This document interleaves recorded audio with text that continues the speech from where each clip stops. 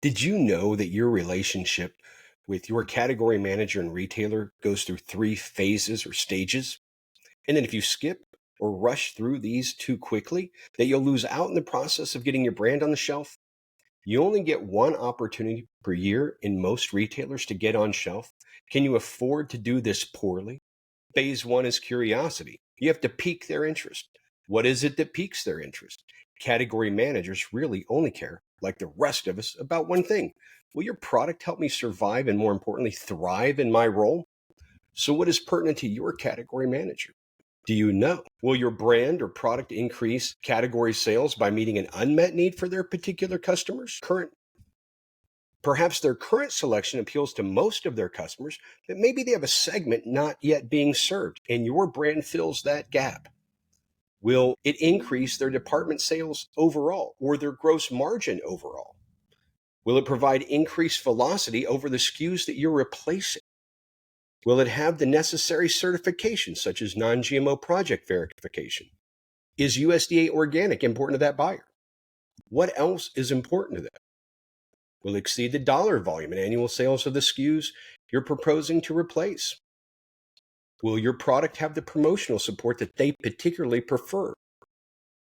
How many of these things does your brand solve for that buyer? What happens after you've piqued their curiosity? Well, you provide them a simple three-step plan to succeed. You're going to get their category review calendar. Then you're going to present your product according to that review calendar. And third, you're going to list out the benefits of what they get once the product is on shelf. Remember, you're going to let them know how they personally benefit. You want them to survive and thrive. Get that category review calendar? That's going to be the first thing you need. Don't skimp on your new item presentation kit either. Maybe you spend $100, $200, or even $300 on that kit. This is a fantastic investment because how much in annual revenue will that SKU be worth if it's accepted into that particular retailer? Think long term. What's the true value of that presentation? Remember, you're only going to get one chance per year to make a presentation to that category manager to get your product on shelf. Once accepted, you will set up the product according to their preferred distribution method. Make sure you acknowledge this. You might have your preferred method of distribution, but the retailer would determine the method of distribution you use, whether it is a preferred distributor such as KeHE or UNFI, or maybe direct into their warehouse. But they will determine the method. You will confirm your level of promotional support and the things you will do to keep your product moving once it's on shelf. And the third part of that three-step process is reminding that category manager of the great results they will see once the product is on shelf. Give them 2 or 3 really strong supporting reasons to accept your brand. Maybe it's new customers drawn into the store. Maybe it's an increase in margin or improvement in velocity. But there will be things important to that particular category manager, and we will help you understand it for each particular retailer. Repeat these things consistently so that they know the benefit they get from partnering with you. Ultimately, what they care about is the benefit for them in their particular role. Phase 3 is commitment.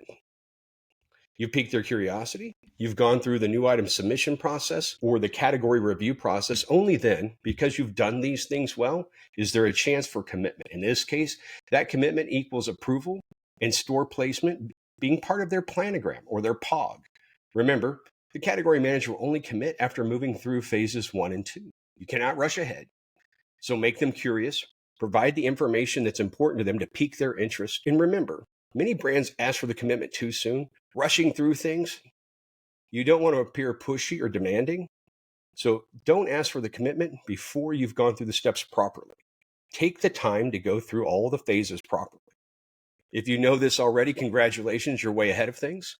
If you struggle with knowing what's important to a key account for your product, reach out to us at VP Solution, vpsolution.co. We look forward to helping you make the world a better place by getting your product onto more store shelves.